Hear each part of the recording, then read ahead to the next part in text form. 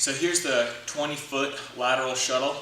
You'll have a cone or a towel or any marker set up at 0 and then another one 20 feet away. Okay, so this is my 0 cone, this is my 20 cone.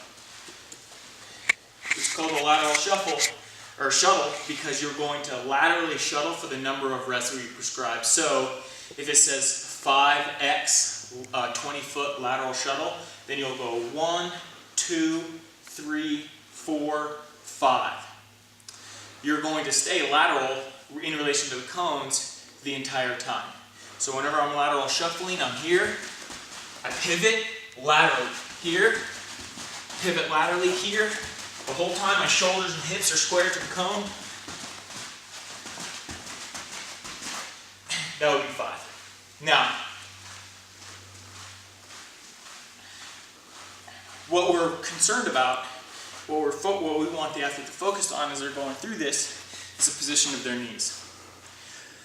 Rather than shuffling like this, which tends to happen when you lose lateral control of your thighs, where your feet are angled in and then your knees are inside of your feet like this, now you're at risk of injury as you cut. So what we want to see is a stable knee position right here, where my knees, as I transition through the motion, are always aligned with the foot and the hip, never coming out of alignment like this. This would be improper alignment, this would be in alignment. You can see the difference. Whenever you begin working through these progressions, you'll only go as fast as you're able to while keeping your knees aligned. That means that you may have to slow down a little bit as you go through this process. And you may do a couple and then notice you start to dip with one. That simply means that you have to slow down, regain control of your knee, and continue with the drill. Now, where this becomes especially dynamic is on the pivot.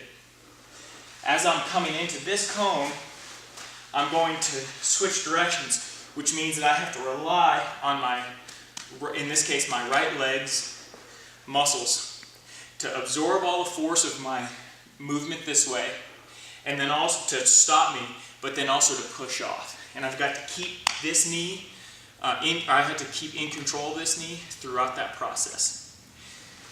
So if at any point I find myself here because the forces are too great, then I know that I have to come in a little bit slower. So if I'm coming in here really hot and I end up in this position where I'm out of alignment, then I simply need to come in a little bit slower, allow myself to properly absorb that force, keeping my knee pushed out, and then push off without any sort of knee dive as I do that. This is especially effective for, let's say, soccer or basketball players who need to laterally shuffle a lot and switch directions in case of basketball, or if you're running backwards and having to laterally shuffle on a soccer field. This is of primary benefit to you. So this is a 20-foot lateral shuttle.